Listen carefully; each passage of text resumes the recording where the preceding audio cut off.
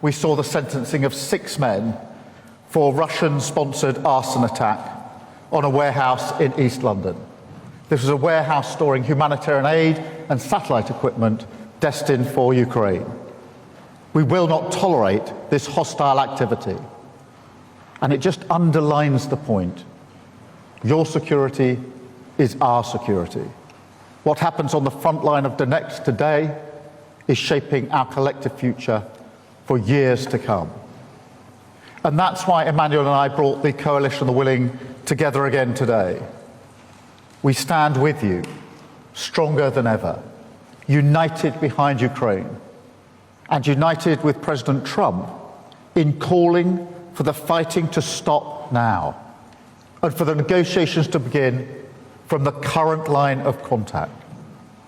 President Trump is right to have imposed sanctions on Russia's oil majors, as the UK has also done, alongside the latest package from the EU. And we must now maintain this pressure. Vladimir, you have said for months that you're ready for a ceasefire and you're ready to meet Putin. Yet he continues to stall and play for time. Putin is the only person who does not want to stop this war. His strikes on civilians this week made that crystal clear once again, targeting energy infrastructure ahead of winter, hitting young children in their nursery, claiming the lives in Kyiv of a 12-year girl and a 6-month-old baby. This is who Putin is. Time after time, he rejects the chance to end the war. In just the last few days, he's rejected the opportunity for talks once again, instead making ludicrous demands for Ukrainian land, which he could not and has not taken by force. Of course, that is a complete non-starter, and it shows yet again that he's not serious about peace. So we've been clear today that we must respond. Working with the US, this coalition is determined to go further than ever to ratchet up the pressure on Putin, from the battlefield to his war economy, because that is the only way to change his mind and push him back to the table. And in our meeting this afternoon, we came together around a clear plan for the rest of this year. First, we will act to take Russian oil and gas off the global market. Last week, the UK became the first country to sanction all of Russia's oil majors. On Wednesday, the US acted decisively to join us, together with further sanctions from the EU. And we're choking off funding for Russia's war machine. And I'm urging others to take these steps too, to go further to reduce their dependencies and incentivize third countries to stop buying these tainted resources.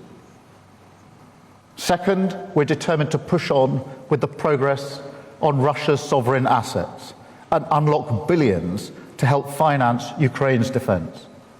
The bill for Russia's destruction in Ukraine should be paid by Russia. So we want to move ahead at speed with the work needed to deliver reparation loans and get the funds flowing to Ukraine. Third, we are strengthening Ukraine's air defense to protect its civilians and its energy infrastructure. I announced today that we're accelerating our UK programme to provide Ukraine with more than 5,000 lightweight multi-role missiles. This programme has created hundreds of brilliant jobs in Belfast, and they're working now to deliver an additional 140 missiles ahead of schedule to bolster Ukraine's defences through the depths of winter. Fourth, we will keep up the military pressure on Putin through the continued provision of long-range capabilities. And finally, while now is the time to prioritise pressure, we're also continuing our work on security guarantees, including the multinational force Ukraine, to uphold a just and lasting peace when that day finally comes. Because, and I say it again, Ukraine's future is our future. What happens in the weeks and months ahead is pivotal for the security of the United Kingdom and all our allies, across NATO and beyond. Using the internet without a VPN, a virtual private network, is a bit like taking to the road without car insurance. All it takes is one unlucky moment to cost you a lot of cash. This video's sponsor is Private Internet Access. They are the VPN to help keep you safe. Click the link in the description below to find out why over 30 million people have downloaded PIA to protect themselves online. A virtual private network is an app that hides your IP address and helps keep your data private. When you're browsing the internet at home, you give up a large amount of data to businesses, to shops, and indeed to social media giants too. Hackers have the ability to steal your personal data with ease, including sensitive information such as passwords, keystrokes, and even your personal photos. Private Internet Access helps protect your personal data by encrypting your internet connection to keep your data out of the hands of cybercriminals. And it's not just hackers either to be concerned about. Information can be censored too. When Canada passed their C-18 bill, social media giants decided to ban news content on their platforms.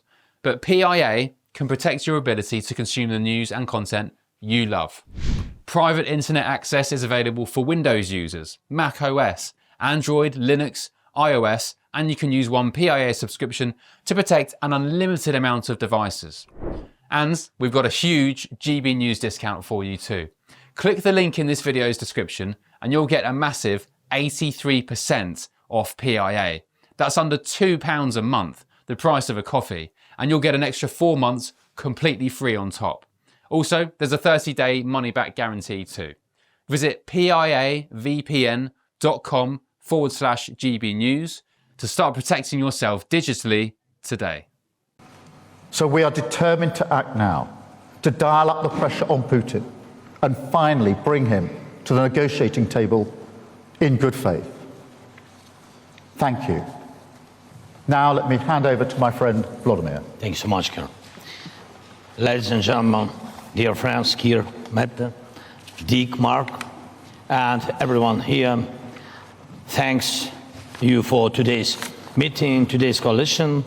These are two important days for us, very important. Today, the meeting of the coalition of the willing in London, and the day before there was an EU leaders meeting in Brussels. I thank you guys for all the support and your readiness to keep helping.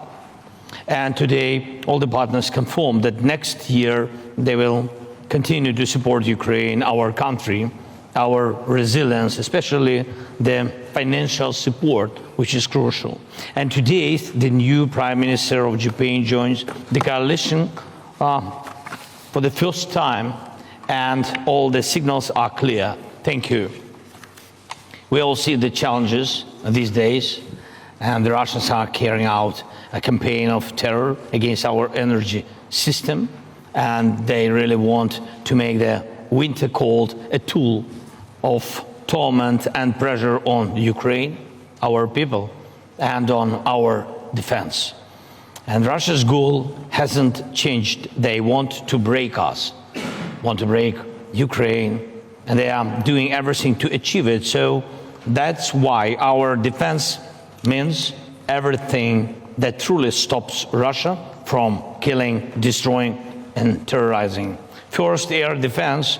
And today we spoke in detail with our partners about the systems. It's important that our partners focus on what's most practical and effective. And we gave all the details. Second, of course, it's important that everyone agrees the front needs substantial attention and the focus must be on it, and thank for all the steps of help. And third, we are promoting a more meaningful approach to diplomacy. Diplomacy matters only when it can lead to real decisions. And when it comes to Russia, that dish has many ingredients. The essential ones are real forms of pressure on Russia, sanctions, our long-range capabilities, political pressure, accountability for war crimes, and real actions regarding Russian assets. Today we all agreed sanctions that hit Russian oil infrastructure, Russian oil companies are a big step, and I thank President Trump and all our partners who are implementing this. And we have to apply pressure not only to Rosneft and Lukoil, but to all Russian oil companies like Surgutneftegas and others, and to the shadow fleet and its infrastructure, and to Russia's oil terminals. And we have to implement all we have discussed today about the Russia's shadow fleet. Besides, we are carrying out our own campaign of pressure with drones and missiles, specifically targeting the Russian oil sector. So the long-range capability directly strengthens diplomacy, the more losses Putin suffers on his own territory. The fewer assaults he can carry out on the front line, and the faster he will agree to meaningful diplomacy. That is why we are working to secure Tomahawk cruise missiles, additional Storm Shadow missiles, other capabilities. Thank you very much, Keir, for today's decision. Thank you for your support that you said, and about long range. And there must be no option left for Russia except to end the war and return peace to our country. And of course, I also want to thank our partners for working with us to produce weapons, for investing in our country, for joint projects, and for the agreements we are now implementing. And one more point is Pearl program. I thank for each contribution. Mark, thank you for coordinating this program, for each contribution, and today we agreed to step up in the coming months. Peace is born from pressure on the aggressor, and that is what we must continue to do. Thank you. Thank you very much, Volodymyr. Mark, can I turn to you? Yeah, thank you, and good afternoon. And as Keir Starmer and Volodymyr Zelenskyy have said, we just concluded a very productive meeting. So that was Keir Starmer and, of course, Volodymyr Zelenskyy, the coalition of the willing. That was a speech as to what they plan to do.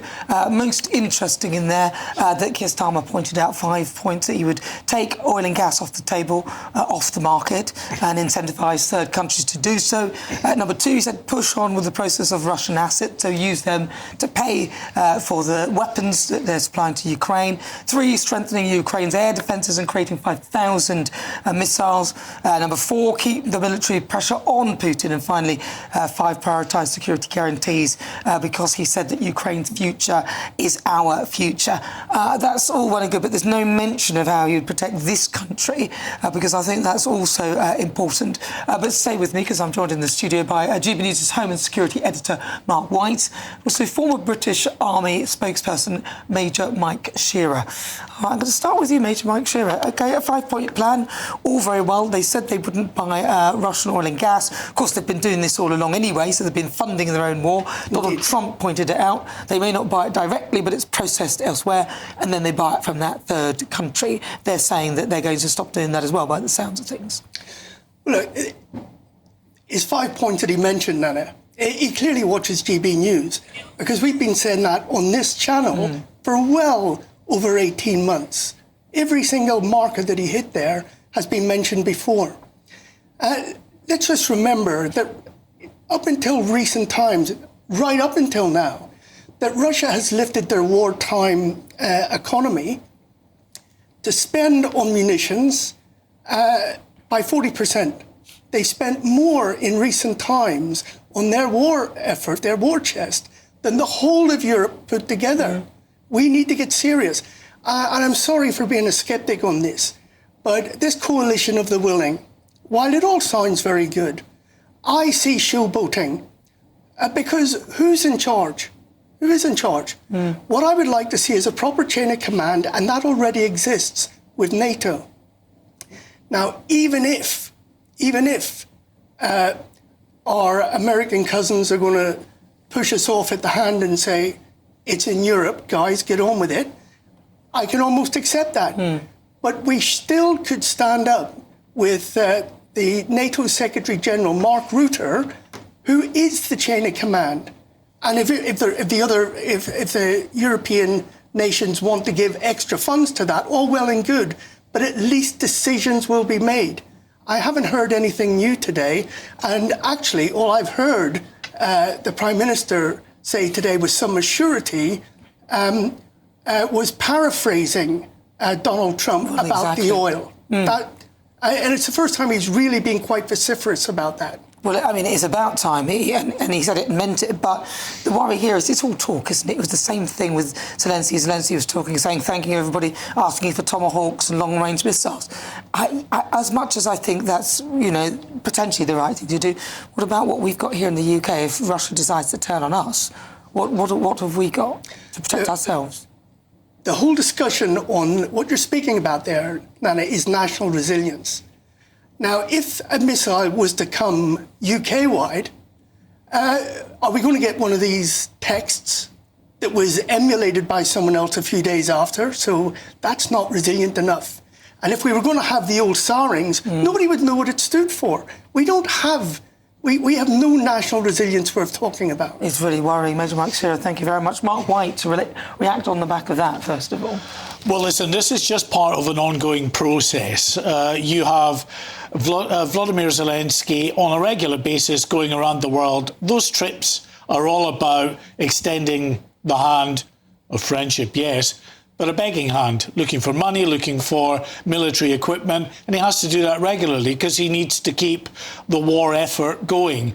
And from Keir Starmer and other Western leaders' point of view, they need to keep this front and centre in the imagination of the British public and populations right around the West, because there are countries now, 3.5 years into this war, who have their own issues around economic difficulties, priorities that they would like to see the many millions of pounds that has been given to Ukraine spent on in their home countries, and they need to be told by these politicians of the importance of continuing to support Ukraine. So that's the optics of what we're seeing here again. All right, thank you very much, Mark White, and also Major Michael Shearer, thank you.